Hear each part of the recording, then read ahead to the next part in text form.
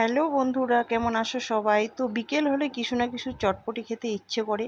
শরীরটাও খুব একটা ভালো না, সেজন্যই খুব খেতে ইচ্ছে করছে চটপটি। বাইরে যেহেতু যেতে পারবো না, বাড়িতেই কিছু বানিয়ে নিই। তো নিয়ে নিলাম এক বাটি মুড়ি, মুড়ি মাখা করে খাবো। আর কেটে নিয়েছি ঝুরি ঝুরি করে পেঁয়াজ, আর কেটে নিয়েছি লঙ্কা। তো মুড়ির মধ্যে পেঁয়াজ আর লঙ্কা দিয়ে দিলাম। তারপরে দিয়ে দিব একটু চানাচুর, আর তারপরে দিয়ে দিলাম একটু ঝুরি ভাজা।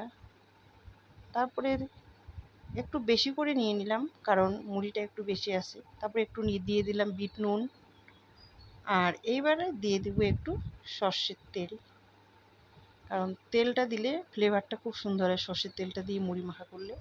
তো এবার আমি সুন্দর করে মেখে নিব।